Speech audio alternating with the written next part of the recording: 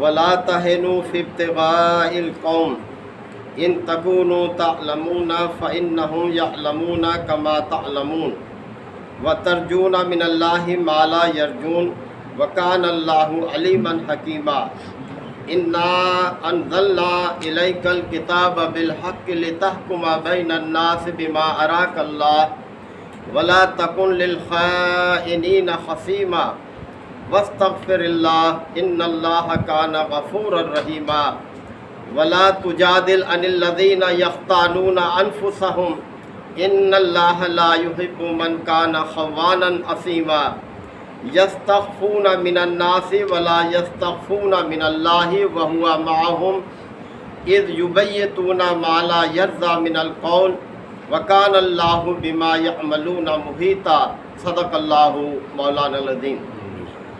سورہ النساء کے یہ 15ویں اور 16ویں رکوع کی آیات ہے۔ اہل ایمان کو اللہ تعالیٰ نے کفار کے لیے تیار رہنے کی تاکید فرمائی ہے کہ وہ کبھی بھی کفار کی سازشوں سے اپنے آپ کو غافل نہ ہونے دیں، اپنی تیاری مکمل رکھیں۔ فرمایا ولا تہنوا فی ابتغاء القوم، اور اس گروہ کا پیچھا کرنے میں سستی نہ دکھاؤ۔ اس گروہ سے مراد کفار کا گروہ ہے کہ جو ہر وقت مسلمانوں کے خلاف، اسلام کے خلاف، اسلام کو نیچا دکھانے کے لیے اپنی ایڑی چوٹی کا زور لگائے ہوئے تھا۔ تو فرمایا کہ تم اس گروہ کا پیچھا کرنے میں سستی نہ دکھاؤ۔ ان تکونوا تعلمون، اگر تمہیں تکلیف اٹھانی پڑ رہی ہے، فإنہم یعلمون کما تعلمون، تو یہ بھی تو اسی طرح سے تکلیف اٹھا رہے ہیں جس طرح سے تم تکلیف اٹھا رہے ہو، اور تم تو حق کے راستے میں تکلیفیں برداشت کر رہے ہو، جبکہ یہ باطل کے لیے اپنا ایڑی چوٹی کا زور لگا رہے ہیں۔ اور فرمایا کہ وَتَرْجُونَ مِنَ اللَّهِ مَا لَا يَرْجُونَ، کہ اے مسلمانوں تم اللہ سے اس چیز کے امیدوار ہو جس کے امیدوار یہ نہیں ہے، یعنی تم تو اللہ تعالیٰ سے آخرت کے امیدوار ہو، اور یہ دنیا کو سب کچھ سمجھتے ہیں یہ کفار، اسی کے لیے اپنا سب کچھ تن من دھن انہوں نے لگایا ہوا ہے۔ تو اللہ سے تم ایک اچھی چیز کے امیدوار ہو، لہذا سستی نہ دکھاؤ۔ وَكَانَ اللَّهُ عَلِيمًا حَكِيمًا، اور اللہ تعالیٰ صاحب علم بھی ہے، صاحب حکمت بھی ہے، یعنی جو نصیحت وہ تمہیں فرماتا ہے، جو احکامات، جو ہدایات اللہ تمہیں دیتا ہے، وہ اپنے علم اور حکمت کی بنیاد پر دیتا ہے، لہذا کاربند ہو جاؤ اللہ کی ہدایات پر۔ انا انزلنا الیک الکتاب بالحق، اے نبی صلی اللہ علیہ وسلم ہم نے یہ کتاب آپ پر حق کے ساتھ نازل کی ہے، یعنی یہ کتاب سراپا حق بیان کرتی ہے، اس کے کسی فرمان میں نہ شک کی گنجائش ہے، نہ اس کو جھٹلایا جا سکتا ہے، حق ہے یہ جو کچھ اس میں بیان ہوا ہے۔ لِتَحْكُمَ بَيْنَ النَّاسِ بِمَا أَرَاكَ اللَّهُ، تاکہ آپ لوگوں کے درمیان اللہ کی اس راہ راست کے مطابق فیصلہ کریں جو اس نے آپ پر نازل کی ہے، یعنی جو راہ راست اللہ نے آپ پر نازل کی ہے اس کے مطابق آپ لوگوں کے درمیان فیصلہ کریں۔ اب یہاں ایک خاص واقعے کے پیرائے میں یہ رکوع، یہ 16واں رکوع کیا شروع ہو رہا ہے، یہ اللہ تعالیٰ نے نازل فرمایا، اور اس سے اگلا رکوع بھی۔ وہ خاص واقعہ یہ ہے کہ انصار کا ایک قبیلہ تھا بنی ظفر، اس کا ایک شخص تھا جس کا نام طامہ، توئے سے ہے، توئے عین میم ہے، طامہ، اور بشیر بن عبیرک بھی بیان ہوا ہے۔ تو بہرحال قبیلہ بنی ظفر جو انصار کا قبیلہ تھا اس سے یہ شخص تھا، اس نے ایک انصاری کی زرہ جو ہے وہ چوری کر لی، اور پھر معاملہ جو ہے نبی کریم صلی اللہ علیہ وسلم تک پہنچا۔ آپ صلی اللہ علیہ وسلم نے اس یہودی کو بلایا، اور اس کا الزام ایک یہودی پر رکھ دیا، یہودی کو بلایا آپ صلی اللہ علیہ وسلم نے، اور اس سے پوچھا، اس نے انکار کیا کہ میں نے یہ کام نہیں کیا، میں نے نہیں چرائی۔ لیکن یہ طامہ کے بھائی بند، اس کی برادری، یہ سب اکٹھی ہو گئی اور انہوں نے ایکا کر لیا اور نبی کریم صلی اللہ علیہ وسلم کے سامنے شہادتیں پیش کر کہ اس کا کیا اعتبار ہے اس یہودی کا، یہ تو جھوٹ بولتے ہیں، ہم مسلمان ہیں اور ہم آخرت پر یقین رکھتے ہیں۔ اور قریب تھا کہ نبی کریم صلی اللہ علیہ وسلم اس یہودی کے خلاف فیصلہ دے دیتے اور اس شخص کو بری قرار دے دیتے، طامہ کو، جس نے وہ زرہ چرائی تھی۔ تو اللہ تعالیٰ نے یکایک وحی کے ذریعے سے آپ صلی اللہ علیہ وسلم کو معاملے سے آگاہ فرما دیا اور آپ ایک غلط فیصلے سے اس طرح سے بچ گئے۔ اگرچہ اگر آپ فیصلہ کر بھی دیتے یہودی کے خلاف تو بھی آپ قصوروار نہ ہوتے، کیونکہ قاضی ہمیشہ شہادتوں کی بنیاد پر فیصلہ کرتا ہے۔ جب شہادتیں پیش کر دی گئیں اور یہودی کے پاس کوئی شہادت نہیں تھی تو ظاہر ہے کہ وہ قصوروار ہوتا اور اس کے خلاف فیصلہ ہو جاتا، اور اس وجہ سے اسلام کو نقصان پہنچتا، اس تحریک کو نقصان پہنچتا، اسلام بدنام ہوتا، لوگ مخالفین جو تھے وہ طرح طرح کی باتیں کرتے۔ تو اس واقعے کی طرف یہ سارا اشارہ ہے، یہ بیان کیا جا رہا ہے۔ فرمایا کہ لِتَحْكُمَ بَيْنَ النَّاسِ بِمَا أَرَاكَ اللَّهُ، اے نبی صلی اللہ علیہ وسلم، ہم نے یہ راہ راست آپ پر اس لیے اتاری ہے کہ آپ اس کے مطابق لوگوں کے درمیان فیصلہ کریں۔ وَلَا تَكُنْ لِلْخَائِنِينَ خَصِيمًا، اور آپ خیانت کاروں کی طرف سے جھگڑنے والے نہ بنیں، خیانت کاروں کے آپ جو ہے ان کی حمایت کرنے والے آپ نہ بنیں۔ وَاسْتَغْفِرِ اللَّهَ، لہذا اللہ سے درگزر کی درخواست کرو۔ ان اللہ کان غفور الرحیمہ، یقیناً اللہ تعالیٰ بہت درگزر کرنے والا اور رحم کرنے والا ہے۔ ولا تجادل عن الذین یختانون انفسہم، اور ان لوگوں کی طرف سے جھگڑنے والے نہ بنو جنہوں نے اپنے نفس سے خیانت کی ہے۔ نفس سے خیانت کرنا مطلب یہ ہے کہ اللہ تعالیٰ نے ہر شخص کو دل و دماغ کی اعلیٰ صلاحیتیں عطا کی ہیں کہ ان کو استعمال کرتے ہوئے وہ راہ راست کے مطابق چلے، لیکن جب انسان اپنی ان صلاحیتوں کو غلط استعمال کرتا ہے تو وہ اپنے آپ سے خیانت کر رہا ہوتا ہے۔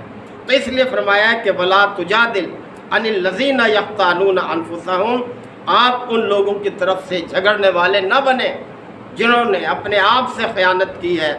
ان اللہ لا یحب، اللہ تعالیٰ پسند نہیں کرتا من کان خوانا اثیما، جو شخص خیانت کار ہو اور بد عمل ہو، یعنی گناہ گار ہو، گناہ معصیت پیشہ ہو۔ آپ یہ جان لیں کہ اللہ ان لوگوں کو پسند نہیں کرتا۔ یستخفون من الناس، یہ لوگ انسانوں سے تو چھپا سکتے ہیں اپنے قصور کو، ولا یستخفون من اللہ، لیکن اللہ سے نہیں چھپا سکتے۔ یعنی اس چیز کو اللہ تعالیٰ نے، دیکھیں یہ آیات آپ پر نازل جو فرمائی ہیں، آپ کو بھی متنبہ کیا ہے اور آنے والے سب لوگوں کو، کہ دیکھو تم اپنے عمل کو انسانوں سے تو چھپا سکتے ہو لیکن اللہ سے نہیں چھپا سکتے۔ وَهُوَ مَعَهُمْ، اور وہ ان کے ساتھ ہوتا ہے، یعنی اللہ لوگوں کے ساتھ ہوتا ہے۔ اِذْ يُبَيِّتُونَ مَا لَا يَرْضَى مِنَ الْقَوْلِ، جب وہ رات کو مشورے کرتے ہیں اس چیز کے خلاف، یعنی اللہ کی رضا کے خلاف، جب وہ اکٹھے ہو کر رات کی تاریکیوں میں سازشیں کرتے ہیں۔ وَكَانَ اللَّهُ بِمَا يَعْمَلُونَ مُحِيطًا، اور جو کچھ بھی یہ کر رہے ہیں اللہ تو اس کا احاطہ کیے ہوئے ہے، اللہ ہر چیز پر محیط ہے۔